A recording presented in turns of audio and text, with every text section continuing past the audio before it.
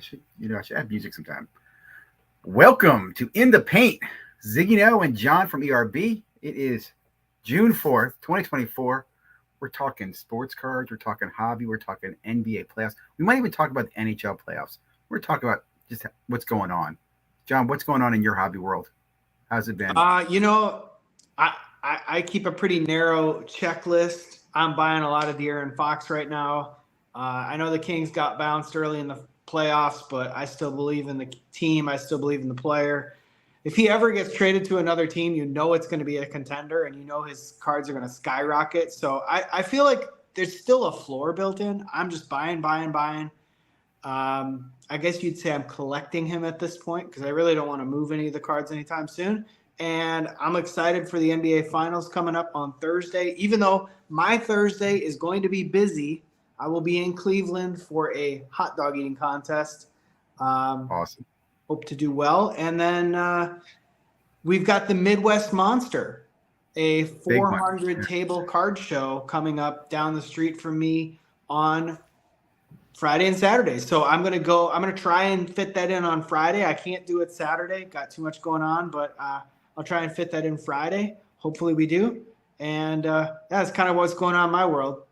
So let me ask you, are you investing in Fox or are you collecting? It sounded like you're doing both. Like, let me ask you, is there an event, like if a sports card strategy friend was here, I forget, what's the guy's name? If he was here, he'd say, is there a selling event for Fox? If Fox gets traded to the Lakers, are you selling his cards and cashing in? If he gets, like, where would he go that you would sell, or what event would happen where you'd be like, it's time to take a little Fox off the table? Or is that not a plan?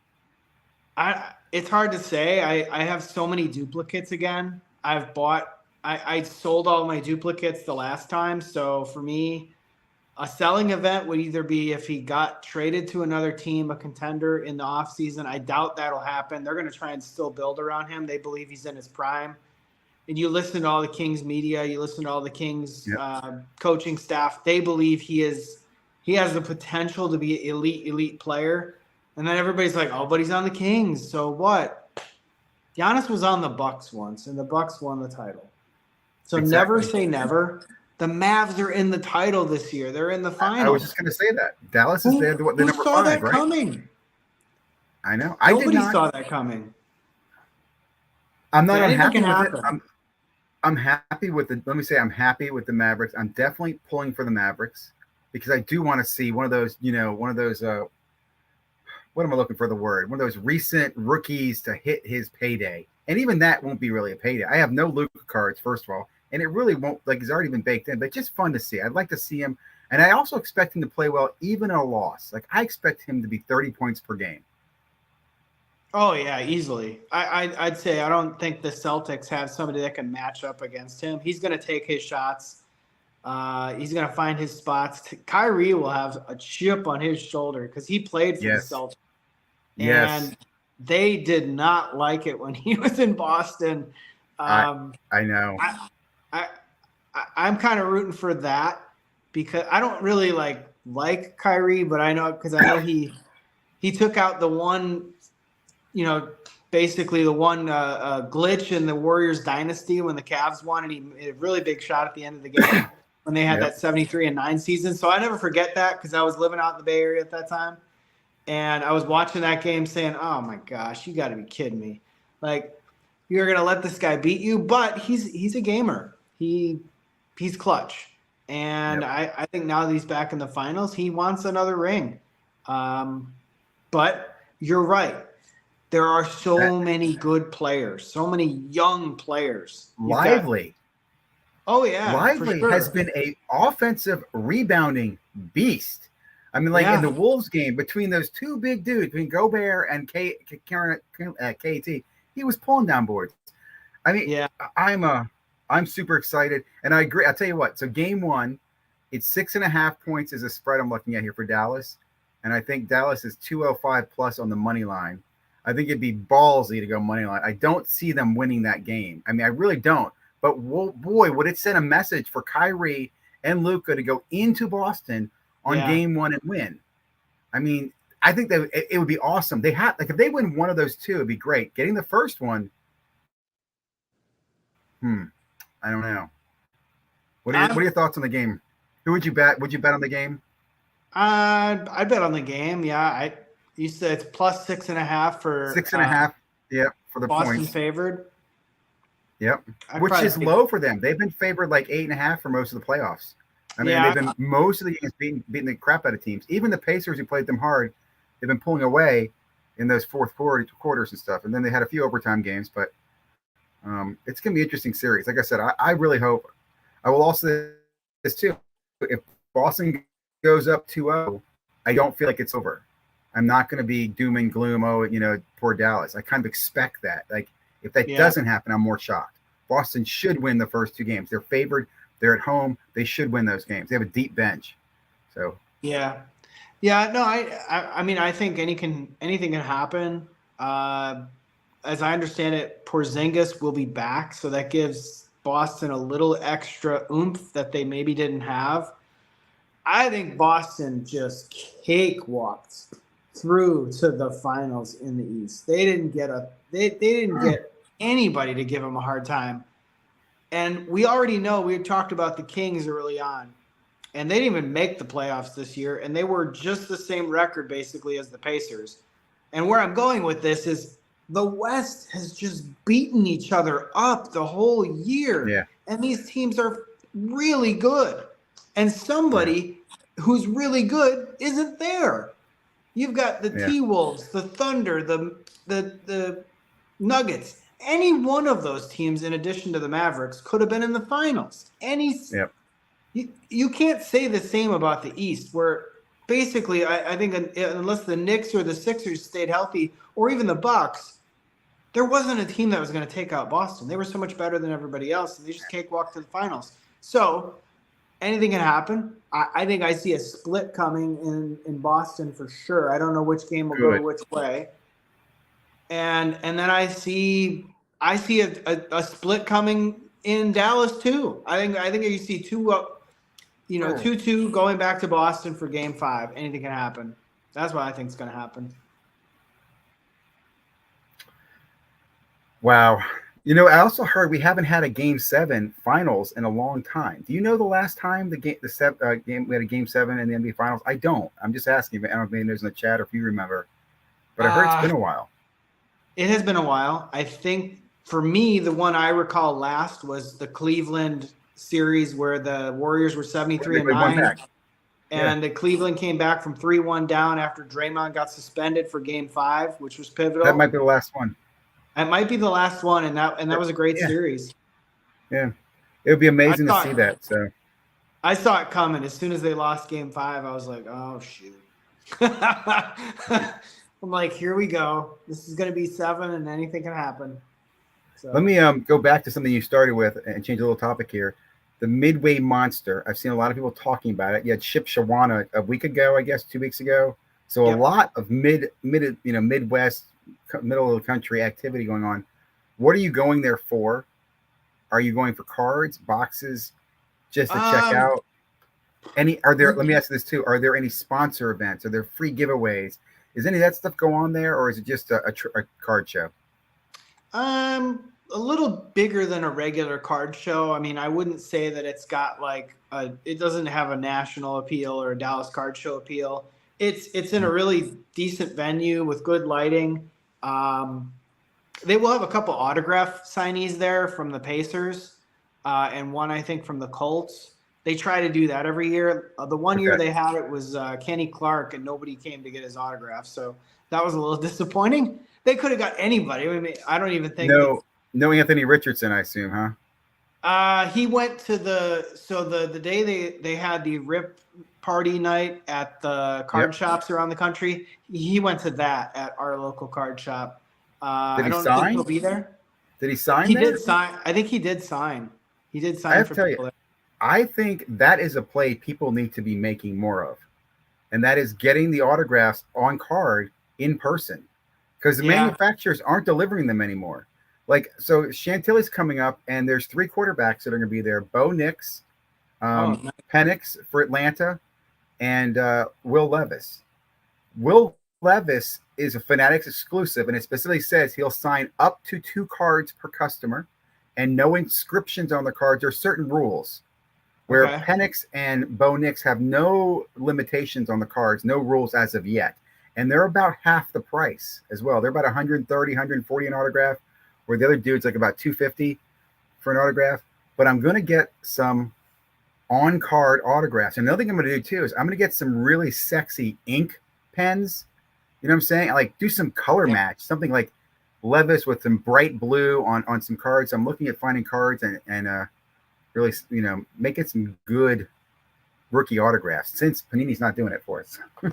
No, yeah, it's great idea. I think I'll mention the IndyCar. So you remember months ago, I was opening all the IndyCar product. I finally got a grading order to pop, by the way. I got my auto grades on that. I did okay. I got quite a few 10s on some pretty decent cards. But the thing about IndyCar or any sport like that where you have a thing that they do periodically, maybe golf would fall into this criteria. Go to the event and bring the cards with you. They will sign them. Yep. And I almost thought about, I know that some of the drivers in the set aren't in the series right now because they were only in the Indy 500, but I almost thought about bringing the entire set to races that I would go through throughout the season here and just get the entire set autographed. That'd be kind of cool. I would want to keep that because that would be dang cool.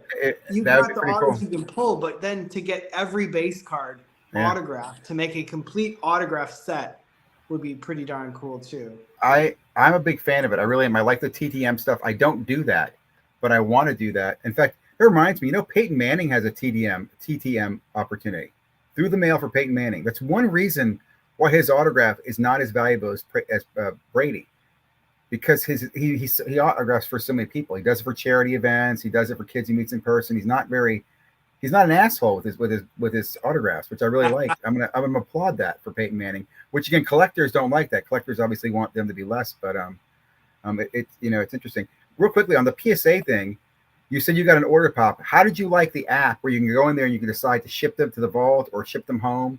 Do you like that? I think that's awesome. I like it. I haven't used it yet, but I thought about it. I did get a couple. There was one card in there. If I would have got a 10 on it, I would have sent it to the eBay vault. I was so sure. It was a Newgarden just won the 500, and I didn't get a 10 on that card. I had the autograph in there, and I got a 9 on it. I was kind of pissed. But I did get some really good 10s. I think I'm going to get them all sent back. But in the future, I've got cards that I'm going to send out here this month on the special. I might just send some of those to, like, there's football in there, right? Yep. So I don't see why I'd want to have that back. I agree. Basically, that it's going to pop hopefully around the national, and they're all quarterbacks. I should just sell them on eBay. My only thought about have them come home is that as I'm doing that. So I have shipped some to the vault already. I've taken some from some of my orders, mostly just base PSA 10s. They show up in the vault, and I still cannot list them or anything. It has a grayed out list to golden button, right? But I can't sell them on eBay. My fear is, though, as soon as you can, people are going to flood that thing. And I do think, and I don't blame them. I mean, I don't blame them. So I do think I'll be honest. Like you said, I will send more cards directly to there because why do I want them coming home? So I have to deal with selling them. Right now, a lot of my sales is on DC sports cards. So why do that? I'm just going to go to the eBay, and they're basically my consignor. It's freaking. I'm excited about that. I really, really am. I'm looking forward to that. And I'll say my PSA order has been flying lately. I've had 3 orders come back in the last 6 weeks. I have another one that's going to pop, another one that went in, another one I'm going to put in.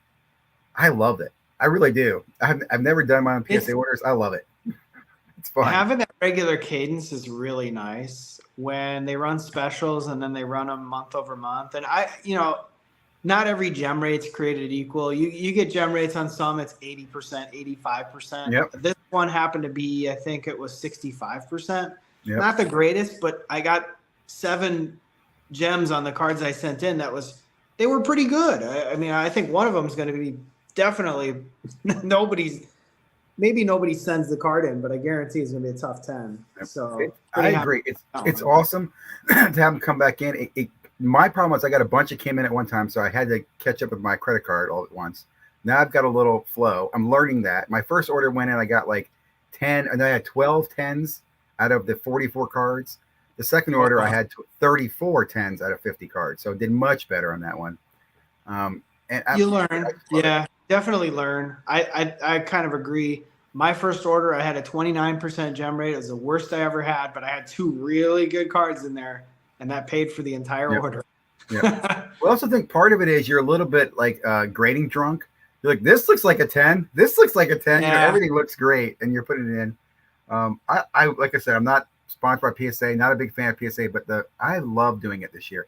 And I think you're one of the people who convinced me to do it because you've been doing it. And I will say SCV Sports was talking about it for a while, so I'm a big fan of doing it. Let me ask you this: have you done autographs? Like if you get an in-person autograph, that's different than just grading, right? You have to submit it in like PSA DNA or something like that. Is that you know how to do that? And what's the cost on that?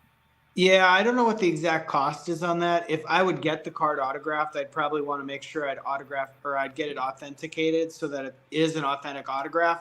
The ones that come like where it says this autograph is authenticated by, Topps or Parkside or whomever, I don't usually get an auto grade on that because they're usually on cards. So they're more than likely 10 autograph grades. And I don't know that the market would pay extra for that. Not in racing, maybe in basketball, maybe if it was Wemby or something, I would get the autograph grade too, or maybe a quarterback. But for the most part, I so far I've just sent in autographs that I've pulled, not ones that I've gotten. Yeah. And I have a couple that I got we had the 500 recently, so I have a couple of drivers. I've got their autograph now on their card. It's a really nice card. It's like out of 99. It's got a nice autograph on it. I want to send that in, but I'd probably get that one autograph authenticated too. So you get PSA to authenticate it? Because I'll say like when I went and did Funko Pops, you go get Funko Pop, you get the autograph done, and then you can pay. It's so funny. You can pay an extra $10 as you're going through the line, and Beckett will put a sticker on your box. Okay. Yeah. Now, to be honest, they didn't actually watch the signature happen. You just happen to be in the same line, so they'll sticker the box for $10. And I even asked the guy, I said, I'm going to send this to PSA to authenticate it. Do I send your Beckett sticker with him? And he goes, you don't really need the Beckett sticker. If you want to, you can. And I didn't. So I just sent a receipt of my, Funko Pop, and they did authenticate it for me. That was part of the process. But I'm wondering with sports cards, like I said, with the Will Levis, right? I want to get 2 autograph cards. So do I assume that I don't have to pay for a Beckett sticker and then send these to PSA to get them authenticated? I assume that PSA will authenticate them, but I don't know. They will, but I've got a couple like that where they're BGS authenticated autographs that they're Deere and Fox again. I'm just Fox guy. What can I say? I'm to a fault. I love it. I love it. I've got an autographed basketball and a jersey displayed, and both of them are BGS authenticated. I don't think you can send in basketballs to PSA, but if you could, I don't have any reservations. I know what his autograph looks like. It's hard to fake. So he's got a very distinct D.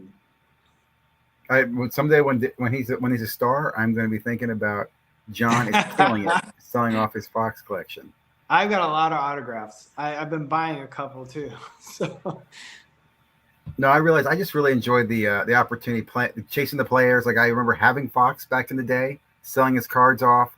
I don't miss them. I enjoyed it. I remember selling off Tatum's back in the day. Don't miss those either. Balls, just during the height of the pandemic, you should have sold all your Fox cards. But then there was a moment that I sold them before. You could have bought them back at such a cheap price. Like they were dirt cheap. And they still are cheap compared to like Tatum and Mitchell, but not as much as they were. They were in the toilet.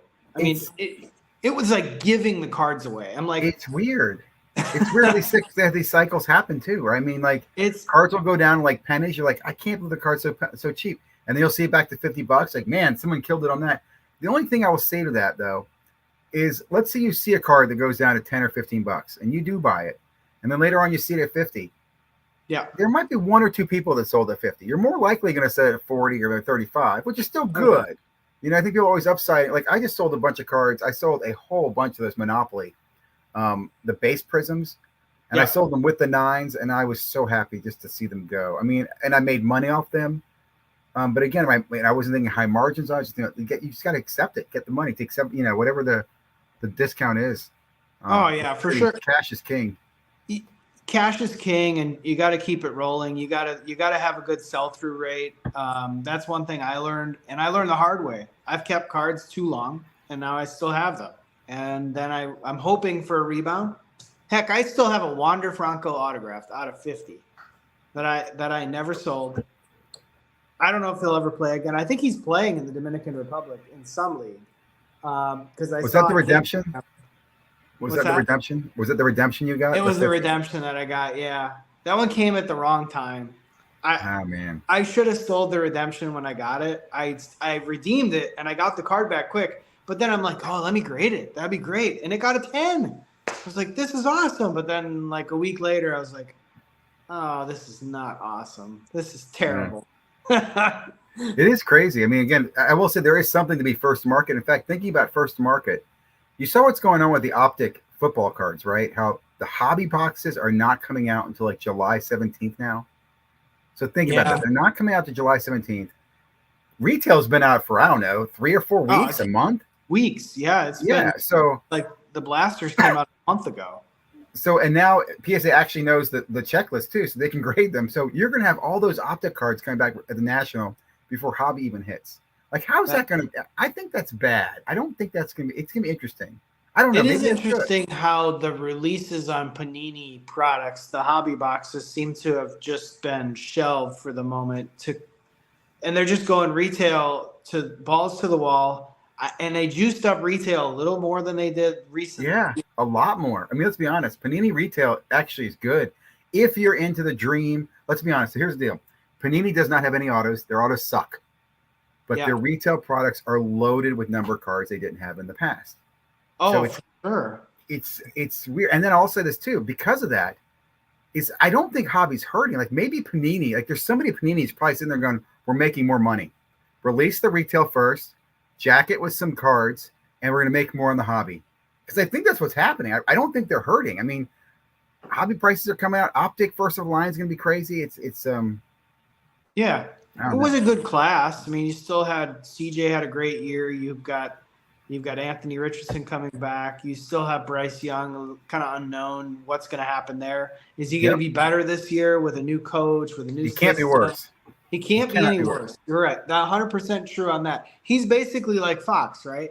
Yeah. He can't like the floor is already there, kind of. You know, people already. No. Fox, by the way, is better. By the way, let me quickly say that. I mean this too, because Fox is actually a really good player. Oh, right? He is. He's maybe in a bad place. I don't know if Bryce Young's a good player. That's true. You don't know what you don't. You don't know what you have right now with Bryce Young. Whether he'll be a great player, whether he'll be an average player. There's a lot of hype on him because he's quarterback, right? I want him to be good. Trust me, I want him to be good. I have a lot of Bryce Young cards, so you did really well on your breaks with the Bryce. Young. Yeah, I have lots of Bryce Young cards. In fact, I got the Bryce Young draft card last year. I have that in the PSA 10, and then today I got this guy in the mail today. This is the Drake May. Oh, nice. The draft night. Now I got the worst one, the highest one you can get, the 199, but. I think it's that on card or is that a sticker? It is on card. That's cool. Which reminds me, I saw something this week that I thought was you talk about Panini and Topps fucking each other. I think Panini is laughing because did you see the Caitlin Clark Topps packages that they sold? I think Loot Box opened up one of these cards. Okay, it was Topps Now, and it was the $900 package for Caitlin Clark. You get one autograph. You get 6 cards, you get 1 parallel. So you're paying for 1 goddamn autograph. It was a sticker. So if I'm Panini, I am fucking laughing and laughing and laughing because they got her exclusively to do. And I hope you, Panini, do some sexy on-card stuff with her. Yeah. Because right now, you should actually do a kit just like the Dan Topps one and do ours is on card for $7.99. Yeah. But I thought that was hilarious. When he opened that, I was like, oh, my God. He's like, I cannot believe Topps did stickers with a $900 college women's product. Yeah. It's not even NBA. It's not WNBA. That was brutal. Oh, my goodness. That was brutal. Think about this. For $750, you got a Caleb Williams autograph from Topps. If you bought that one. Yeah. Ugh. Kind of makes you think. I mean, there's a lot of hype on her. I think She hasn't played that well right out of the box. But in all fairness, she came right from the NCAA title right to the league, like literally in a month. It's like, oh, here you go. Welcome to the league. You can start playing now.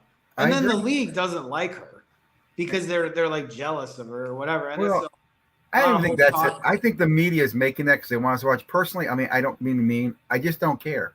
I didn't care before. I don't care now. I hope it works out. I'm cheering for her. If I get a card of hers, I'll grade it.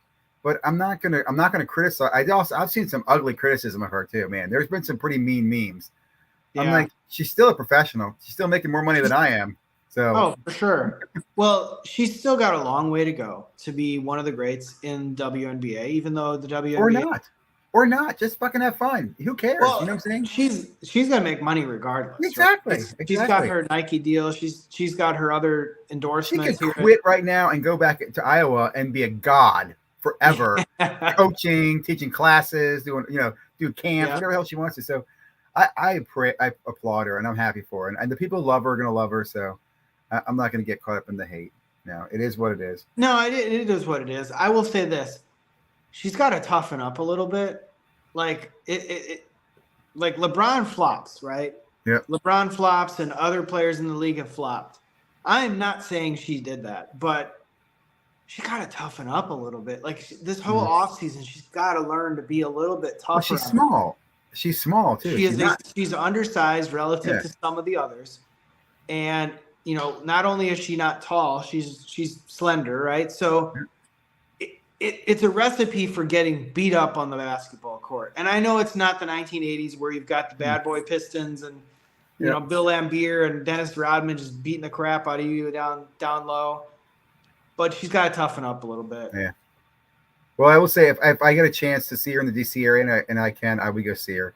I'm not going to go fight for tickets, but I would definitely go check it out. And I hope she does well. I hope she's around for a while, and I'll think about, her rookie year and stuff like that. So she's right in my backyard. We haven't even gone to a game yet, so maybe we'll go to a game. Let me change the topic and ask you: have you been following the PMG story? Oh, the one that was fake, or maybe colored, or whatever it was alleged. But have you been following this? Like I've been following the guy who puts out his own updates, and he did reveal the video, and he said, it actually looks really good if it's colored in. And I will say, I know, like, here's the thing. Let's be honest. Every one of us degenerate card gamblers, in the back of his head, he's going, I hope it's a rare factory leaked, misprint that I actually, like, you know what I'm saying? Yeah. That's because that's why he did it. Like, he even logically talks about that. Like, he thought maybe it was a mistake. He was willing to bid $35,000. He thought he'd be outbid. It is it just, to me, I can't wait to see what happens. I will say that. I'm excited because you got so many players involved. You got eBay involved and PSA involved and Beckett involved. It seems like no one knows what the fuck's going on. I can't wait to hear a final resolution. Like, was it a fake? Was it not fake? Where did it come from? I think both Beckett and the person that bought it are going to get made whole here no matter what. I don't think Beckett's going to eat the cost. I know. What if it is? How about this? What if it comes back as a unique factory leaked, super rare prototype? Does the seller get to keep it? Does he say, fuck that, cancel the sale? I mean, I don't know. You made the claim, right? So you made the claim alleging that it's not real. Well, the buyer is the one that made the claim, right? I don't know. I just think the whole thing, it's funny. I mean, there's so much. It's one of the new stories going on that I actually care about because it's kind of like I don't know yet. I don't feel like there was malicious intent yet. I don't know. You're right. What if it was like a mock-up of what it could be? Like if it was actually, I don't know. I mean, or leaked out. I mean, let's be honest, dude. As we've seen from Panini, they've had a lot of stuff leaked out. Like, for example, that box of cards that the quarterback that showed up in Las Vegas. Oh, that could have been like the PMGs. Maybe somebody sent out prototypes one day and it disappeared in the mail. I mean, mailmen were stealing shit back then too, right? I mean, it's going to be interesting to see what happens there. I'll just say that. I'm waiting. It is amazing how some of the stuff gets sent out when you saw the Aiden O'Connell, like the whole box of cards. And it's like, this is what they send you, right? You're going to sit there for hours just signing stuff. Your hands are going to look like Jerry and Seinfeld when he was signing all those checks. When he had the 12-cent check from Japan or whatever. I mean, and you wonder why these guys sign in like the sticker with the initials because it. It gets tiring. I applaud a guy that puts effort into his autograph, but when they send you an entire box like that, I mean that's a lot to go through in one shot. Yeah. And you also know, you sit there thinking, "Hey son, come over here. You can sign a few of these for me, honey. Can you sign a few of these for me?" I mean, you can see how that happens. I can see how that could happen. How it can happen. Mom, can you do some Lulus for me? Yeah. No, definitely could happen. Yeah, the PMG story I thought was pretty interesting. What else is in the news hobby related this week? The PSA numbers were really high. I saw SGC has specials going on in baseball and in basketball, which to me, I love about that. It means more people agree with them and less people with PSA, so my PSA orders will go faster because I'm not changing. Well, you want a little parity, right? So I saw, what is it? Series 2 was $9, and Select basketball was $12. Yeah, that's fair on Select, but I don't know. I've sent a couple of Select basketball already into PSA. I opened a couple Megabox, got a couple Wemby's and some other lower numbered stuff that I really liked, and I hit some good cards in a break that I don't usually do, but I hit some good cards in a break. You've got your. Are those the hobby Megaboxes, the one that they call the Fanatics exclusive in the past? No, I don't think they're Fanatics exclusive. So I did a deal at my local card store today. I sold off a whole bunch of those Monopoly cards for cash and credit, and I got a ton of these Megaboxes. I got some of the Bowman Megaboxes. So I'm super excited. I think it's like a win-win for me. I got cash, I got rid of slabs, and I got some stuff to open. So I'm super excited. I have not done the Select yet, and I've heard great things. And I tell you what, man, it looks really good. I'm and even Monopoly's out again, and I decided to get Select over Monopoly, and that was hard for me. But I do realize there's more value, I think, in Select. How are the Select base cards doing as far as grading and selling? Do you know yet, or any? I haven't had any grades pop yet, but from the view that I have from the cards I've opened, I think they're pretty good. They're better than they were 2 years ago. What's the best one you had? They're flatter. They're not as bowed. The centering looks a lot better. Maybe, it's not perfect. There's some scratches and stuff on the back from like roller marks or whatever, but they're a lot better than they were. What was the best Wemby you pulled out of it so far? The green Rookie Revolution. There's green shock prisms. Is that the Mega Box, right? There's so many parallels too now. You got the hanger boxes and oh my gosh, man. Well, the ones I opened were Target, and so I think in Target you get the red ice, and the red ice. I mean, they look really nice. Whether you get a courtside or a mezzanine or the concourse or whatever, they look really nice. I will say they look really nice. Remember when Select was a hobby-only product? Yeah. Way back in the day, it used to be hobby-only. And look where it is today. I'm going to open this box when we're sitting and chit-chatting. Let me see. I know PSA numbers were high. I guess we talked about the specials. So are you buying anything? Are you going after anything? I saw you open some platinum, right? I did. I opened that because I had I basically had the $70 for $100 gift card. Yeah. And I've been sitting on it forever. And it's staring me in the face when I'm working from home. I'm like, you know what? Just freaking go get a box, right? So I had the $100 to use, and I had some fan cash to use. And so net, the box cost me, I mean, I'm sure I paid $70 for the gift card, fair enough. But the box cost me like $80. I was like, okay, I can pay for that. How was your fan cash? Did you get your fan cash from gambling? Oh no, I've had it in the account for at least a year. Because I have been gambling like crazy as well, and I have gotten some fan cash. And what I will say is, it's better to use your fan cash to buy boxes with Fanatics. I think that's a really, like I said, I'm excited about that. I can't wait to be able to use them. I keep getting the offer for free fan cash for the opening the Fanatics Sportsbook account, which I haven't done, but maybe I'll do that. I'll send you the link so I get the bonus too, man. Again, if you're gambling, I think if you're a sports card person, you're gambling. Unless Fanatics payouts are so terrible, and I'm ignorant to that, I would say use it. If you're doing that, if you're using an app, like I used to use DraftKings. I have no loyalty to DraftKings. I've switched all my business over to Fanatics now. I've used FanDuel Sportsbook because I got free money from them once, and I used DraftKings back in the day. I still have a DraftKings account because I got free money from them too. So I've been playing off my winnings for forever. Nice. Hopefully, it never goes to zero. And thus far, I did have a really bad Indy 500 betting streak, though. I literally had the entire top 5 nailed, except for one guy. And I just said, the payout isn't enough. I don't want to bet on Newgarden. But I had everybody else, and I had big paydays coming.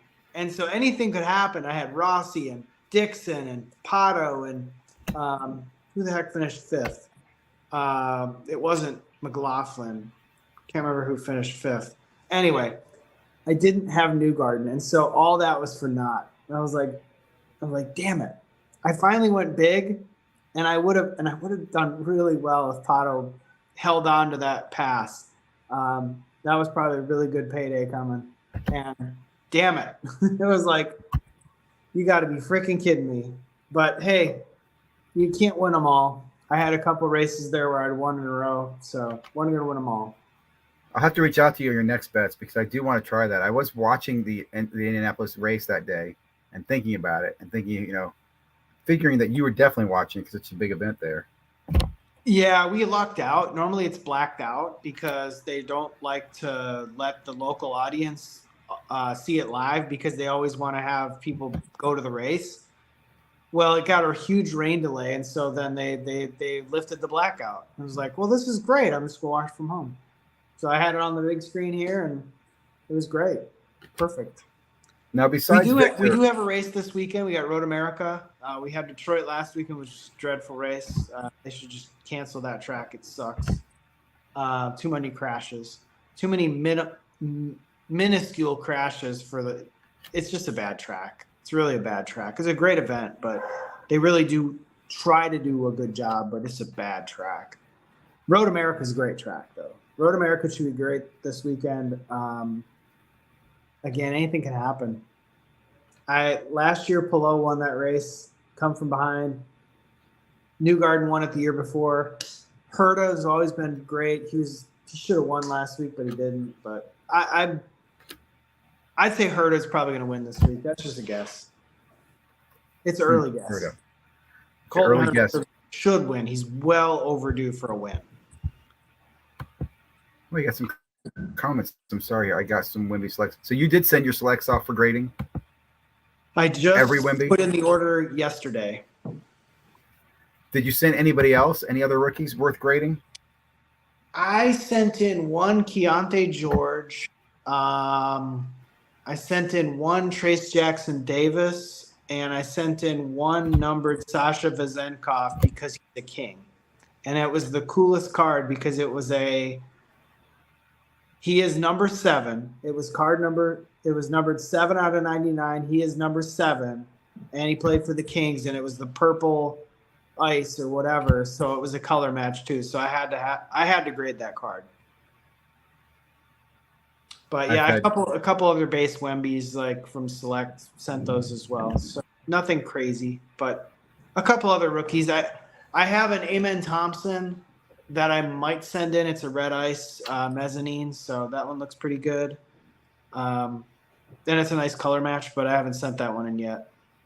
I'm reminded why I don't like Select. I don't like the 4 different levels. I really don't. That's why I like Prism. Prism's just so boom. You get the card, you got the card. It's not like I have the wrong level of the card. I feel like. Yeah, Select keeps adding. And then all the blue backgrounds are base. That kind of irks me. Why'd you do that, Panini? Yeah, the silver backgrounds or the chrome backgrounds. That's what Hobby has. So I really don't like that they did that with Select, where they have this retail only blue, because NFL doesn't do that. They've never done that. Yeah, you get a Joe Burrow or whatever, and it comes as a base card. It's a base card. It's a silver base card. Doesn't matter whether it's retail or Hobby. It's just still the same color. But yeah, I think about the manufacturers and how they're laughing at us, as they put this stuff together. Oh, they're going to love this. Watch how we do this. We're going to change this up. And they also have these weird inserts here too.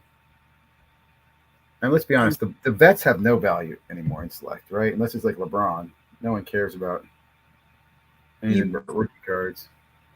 You probably have to lot those up. That's a good idea. Like, for example, I've been lotting up Kyrie Irving, trying to sell some Kyrie Irving. You just never know what's going to happen. But I was looking, I'm like, man, I remember pulling a lot of Kyrie Irvings. And I've got a lot of decent Kyrie Irving vet cards, but the only way it makes sense to sell those is in one big lot. Do you sell it on eBay or you sell it on some other marketplace? eBay. Yeah, I'll lot it up on eBay and throw like an auction on it with like a $4.99 or $9.99 min price.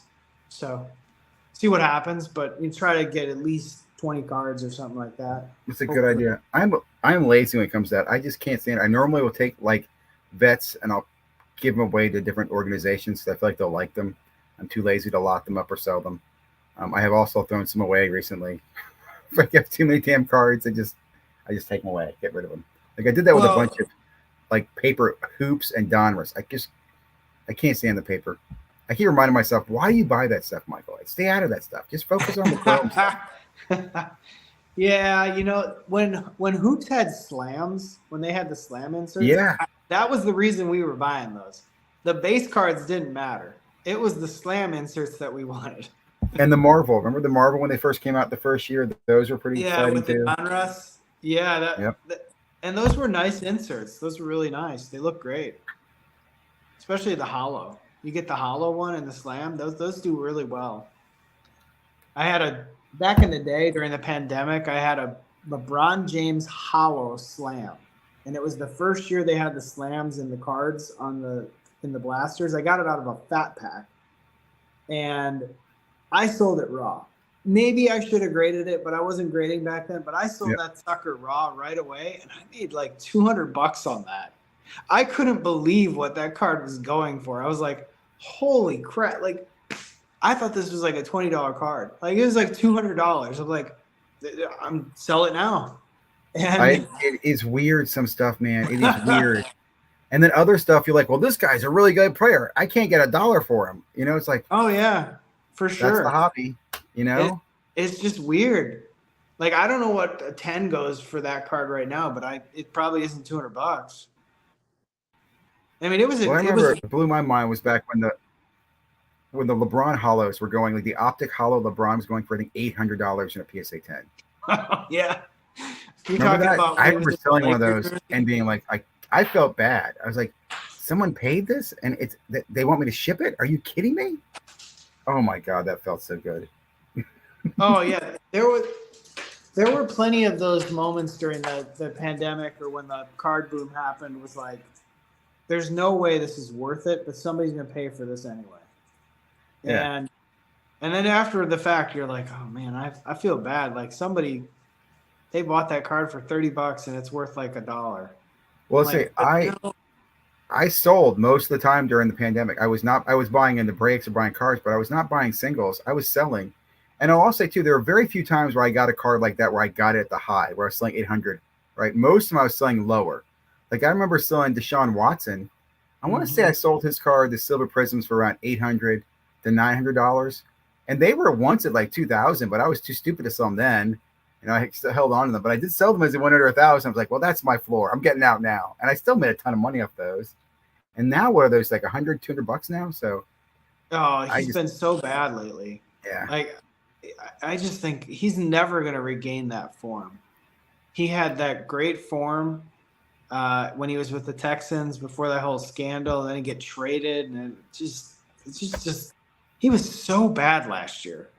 And he was hurt most of the year, but still, Joe Flacco is the reason they made the playoffs. It was not Deshaun Watson, and he's well, it's their defense. Their defense carried them. Fair enough. Yeah, forgot about that. The defense definitely carried that team, and then you could say that for a lot of teams. The defense for guys like Caleb Williams, he's not going to make. He needs a good defense for the Bears. They're in trouble. They're the Bears. They're in trouble. I think they drafted poorly. I think what I don't understand is basically these guys who have one good year in the college life, right? Their sophomore year, their junior year, And then it's like, oh, he's the next god. And then the rest there, like, look at his rest of his college year. He wasn't even a finalist, was he, the senior year? Like, why are you anointing no, I him? think Like, you're right. The hype came around him before last year. yeah. And then think about Radler. Remember Spencer Radler? He was supposed to be hyped because I think he replaced that dude in Oklahoma, which, again, I'll go back to. Oklahoma, honestly, was just a fucking system. It was not like they were creating good quarterbacks. You had the two knuckleheads that came out of there, Murray and Mayfield, or Baker Mayfield. Yeah, they're both system quarterbacks who were given Heisman trophies for running a great system with lots of stats. But neither one of them, I'll tell you, I can't wait to watch Murray this year. I think he's going to be a bust.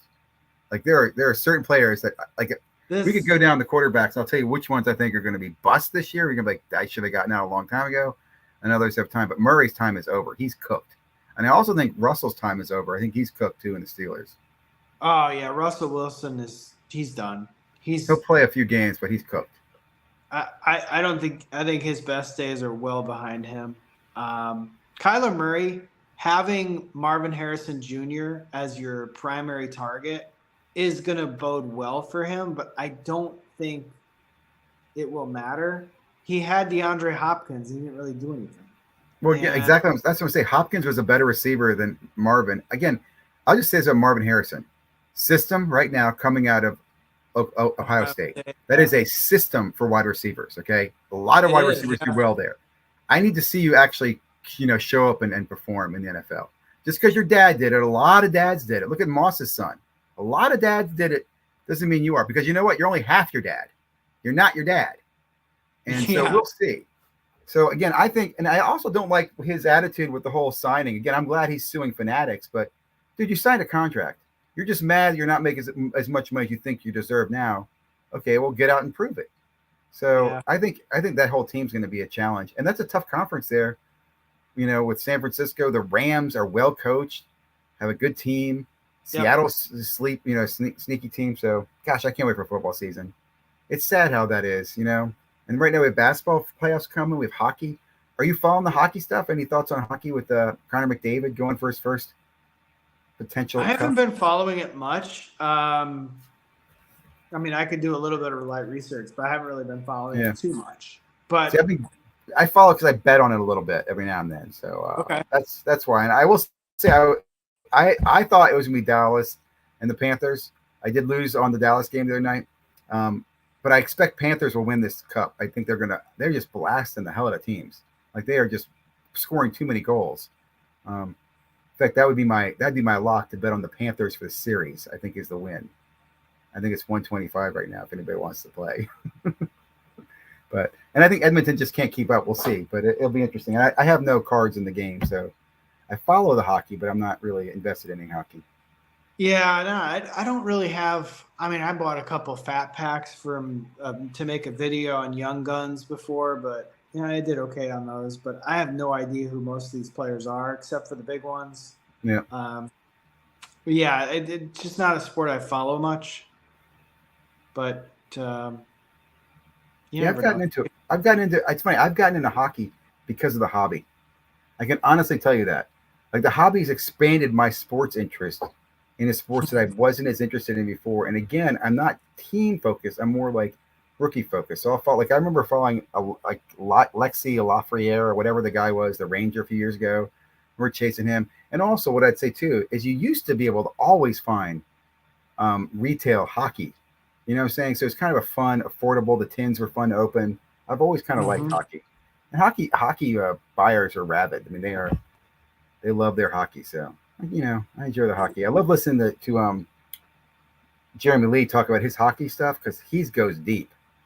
He's got hockey cards. I'm like, I have no idea whose name you said. Don't know who that guy is. Never heard of that card. I'll also say Upper Deck's got some amazing products. So I do like the Upper Deck stuff. But yeah, no, I think they've done a good job. I think the one thing you mentioned about rabid fan base, the Canadian fans love their hockey. And anybody that plays for a Canadian team, I think even if the market is small, the base of people interested in the cards is big. Yep. So you don't have to have a big market in hockey to have a good card market for a player. You can, like you said, Edmonton or Vancouver or Calgary or Winnipeg for that matter. I'm just naming all the Canadian teams now, but you get my point that any of these smaller markets, they're big hockey markets. Yeah. And it might be small cities relative to like United States standards, but Edmonton is in the middle of nowhere. I know. I went there last year. We went on honestly, I'll be honest. vacation. I could not find it on a map. If you gave me a blank map, I could probably be within, I don't know. I would be in the region, maybe. I think it's like north, I think it's north of the Dakotas, maybe. Am I wrong? I don't know. It's north of Montana, and okay, so further west. Yeah, it's straight north of Calgary, but it's basically north of Montana. And damn, they must be really cold. They're north of Calgary. It's warm there in the summer. I will say this: we took a vacation there. We took a family vacation there last year. We went to Calgary. We went to a bunch of national parks, including just outside of Edmonton. It was hot. Let me tell you, it was hot there. It was like 90 degrees in Edmonton, and they had all those fires last year. It was pretty wild.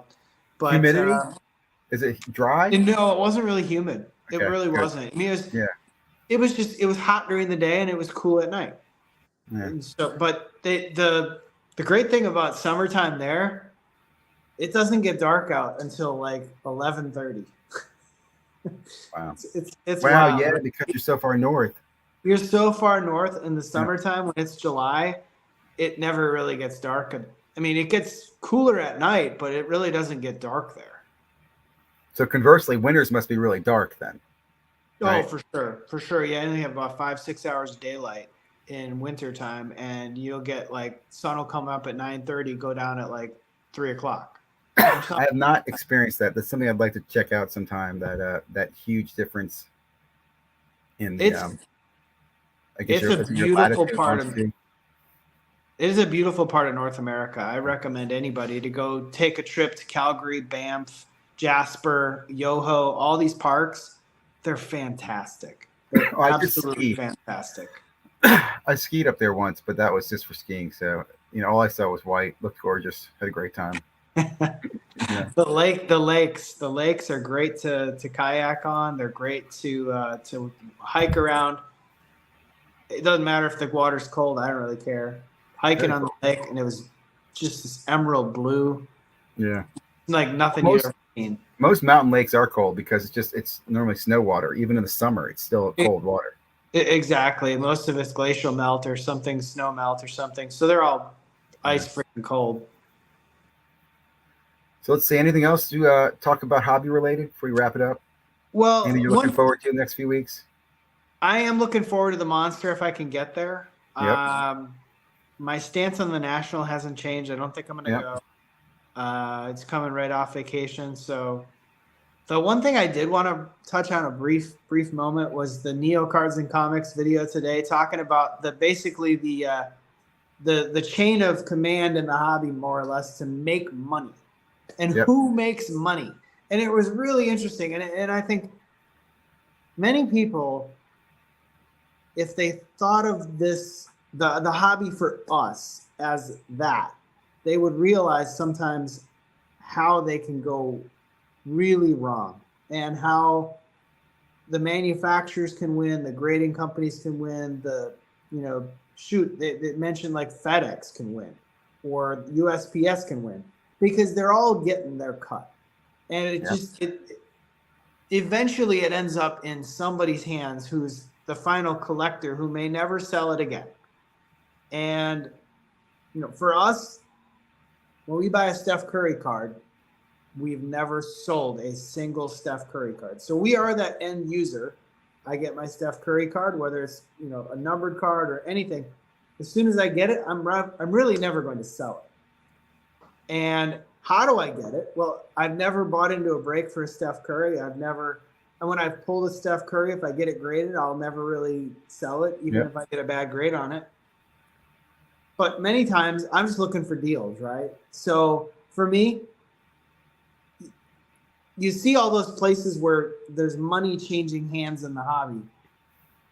I don't know. For me, I mean, if the price is right, I'm still going to buy the card, but the price has to be right. Yep. And then the card stops with you, and then it becomes then you're the black hole for that collection. It's interesting. It's funny. I liked his video. I did a video similar to that a while back, and what I pointed out was what's interesting to me is that you have that same world, but you can have people participating in different layers of that never touch other parts.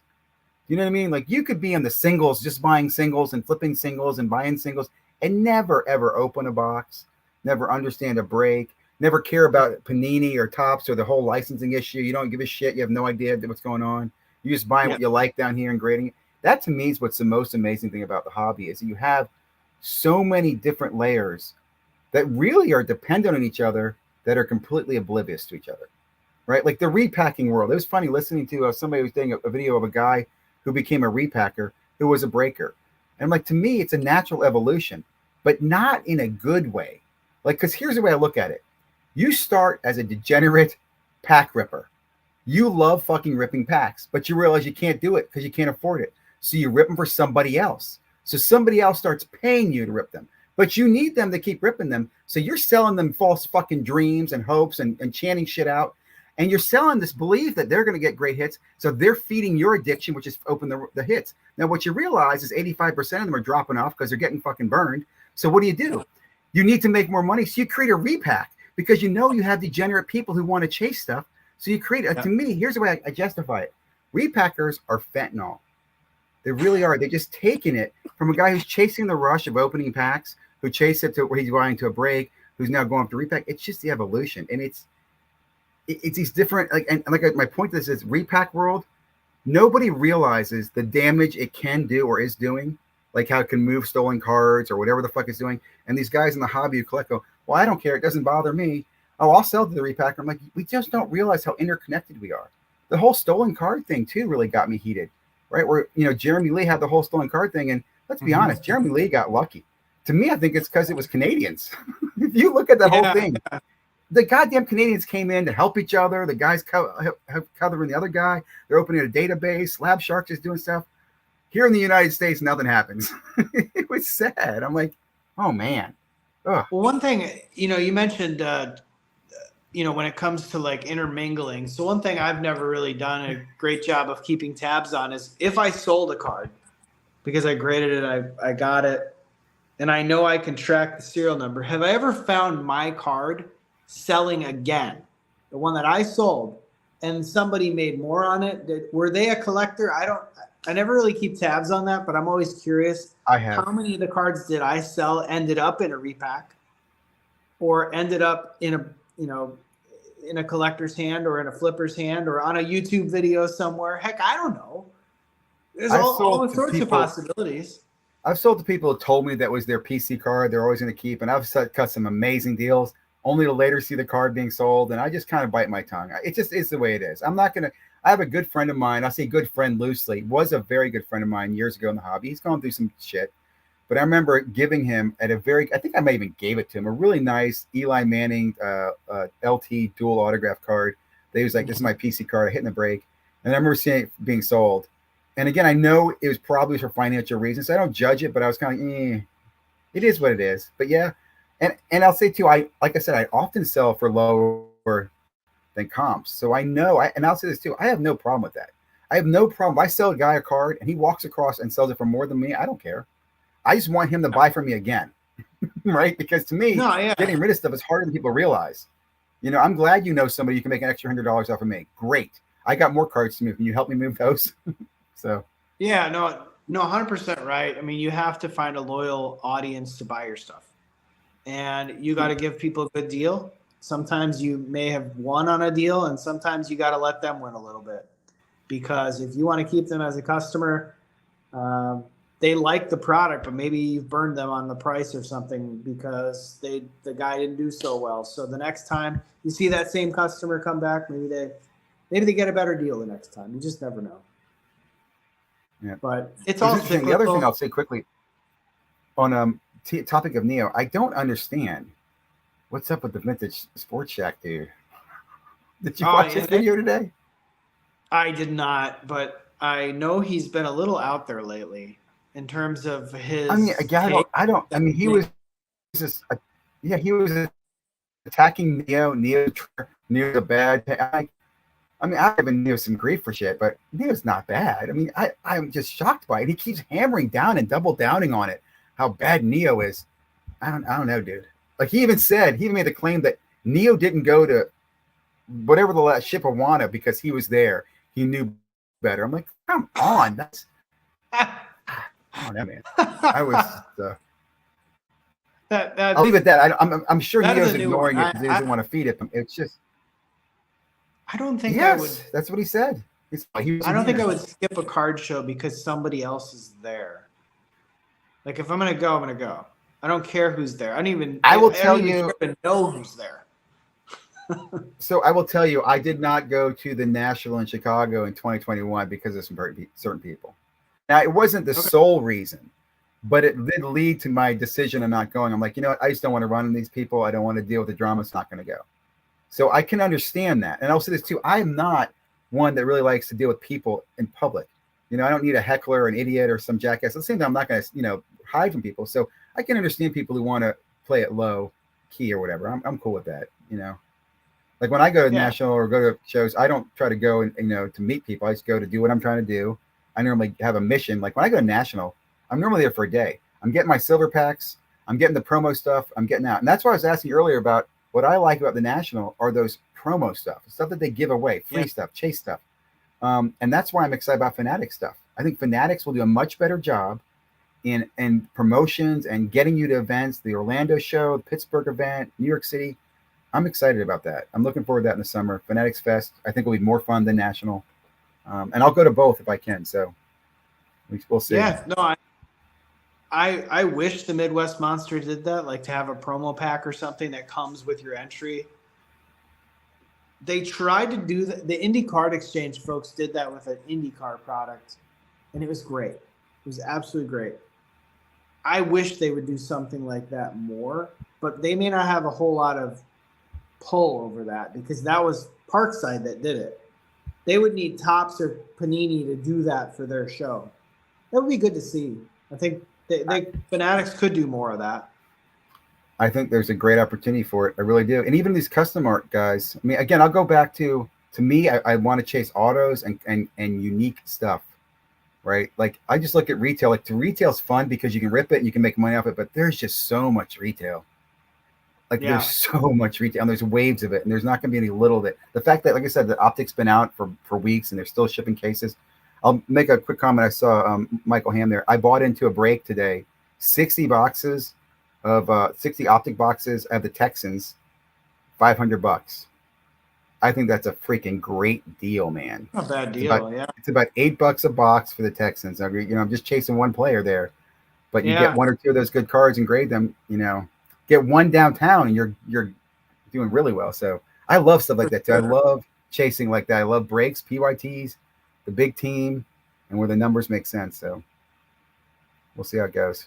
And I don't have the time for that, Mike. It hasn't happened yet, but I'll let everybody know when that break goes down. So one thing I don't know how much longer you want to go or not, but one thing I will say when it came to Fanatics Live, when I did use my $60 credit, I liked the fact that I had a very good menu that I could filter for the team I wanted, the price I wanted to pay, and the products I was interested in. Nice. And then it gave me the whole list and it showed me all the ones that are the best price, worst price, anything in between. And it was like, okay, that was good information. I think some people buy into breaks like they're very loyal to a breaker, or they buy into the big breaks because they want to be, see their card showed on a YouTube video or a TikTok or whatever. But the Fanatics Live app, I felt was good in that it gave consumers a sense of where the value might be for what you're interested in. So I bought the Kings twice and I bought the A's once, only because I knew the A's had 11 autos in the checklist. And I was like, that's way too juicy. I can guarantee I'm probably going to hit at least one auto. And for the price, which was $5 shipping, and that was all in, I'm like, I'm going to make money on this deal. And see, that's being smart. You know the checklist. You understand the checklist. I also love what you said about having the breakdown. And I'll say this too. I am all about you should buy based on the price and the availability. You should never buy a break because of the breaker. That's the last reason you should buy a break. I mean, it's like, do you buy your coffee because the same coffee person there? That's foolish. You might be loyal at some level, but I don't know. I find that annoying. No, I 100% agree. And I think everything I bought was a pick your team. It was not random. And for me, that was also another selling point. I haven't used it since, but maybe I will. Again, I was intrigued by going after teams that I like for really cheap. And I thought, for good value. Okay. Yeah, for good value. You get it. And was it a case break, or how many boxes were you into? It was a case of Select. It was a half a case of Crown Royale, and it was a case of Platinum. See? And I got a numbered De'Aaron Fox card, a numbered Colby Jones card out of the Crown Royale in the very last pack. I got a Sasha Vezenkov to 49 and a bunch of base cards, and I was pretty happy with that because, again, for me that was $5 because I was paying for shipping only. I didn't buy them with my own money, and that was fine. Yep. I felt like that was easy. That was an easy decision. I wish they were all that easy, but they're not. But yeah, again, I looked at where was the value, right? Was I going to buy the Prism product or was I going to buy Select? And it was like, well, I can get an entire case of Select Hobby. That's pretty good. I ought to get at least a couple Kings numbered cards. Did you? I did. Yeah, I got 3. It's funny. I've gotten several. I'll say too. I use Fanatics Live every now and then, and when you don't use it, they'll send you like a $25 "We miss you" coupon. I've used those a few times. I haven't did anything with those, but I do play it. I do, chase it that way. I will always chase it if there's free money involved. Yeah, absolutely. And that's what I'm saying. There's so many ways they can do promos with that. Like, oh my goodness. With gambling, again, I'm not saying this is a good thing because, in my opinion, the modern hobby is not for kids. Okay. Yeah. Because for gambling and sports cards, this is going to be fun. I mean, because again, you can gamble. Like I was making bets and I took money out of my account and bought a box of cards. So I could see that the gambling was paying for my cards. I could see that when I have cards and I sell them, I'm more likely to gambling. Like they definitely feed each other, and this is no secret. I'm not alone. Yeah. So Fanatics is definitely tapping in on that. No, 100%. I mean, it feels like you intermingled cards in basically with sportsbook. Yep. Like eventually they're probably going to have daily fantasy too. They just don't have it yet. Yep, with your cards. And I'll tell you too, NFTs, which people they talk shit about NFTs. What I think they will do is you'll have some type of collection where it gets you an experience, right? And I go back to, I think the Burbank guy said that make the people collect full sets and then have them turn the sets in. So maybe you turn the set in and you got like a jersey or you got a hat. I can see, Fanatics doing that. So I'm bullish about where we could be going. It's gonna be scary because they're a fucking monopoly, and those prices of the Sapphire Bowman. Oh my god! Oh yeah. You're not a Montgomery member, are you, this year, right? No, I'm not. I could have got it easily. I didn't want to do it. Yeah, that's a smart thing. I should not have done it because I've not used it. I did not do the Star Wars one. Probably not the F1 either. Nope, I did not. Yeah, I mean, F1's popularity waned a little bit. It was the first year, it was all the hype. But every year since has just been kind of watered down, and you don't have any new drivers. And that's the sports. That's just the way that sport is, right? I mean, there's not many new drivers. There's no turnover. Yeah. You probably will next year.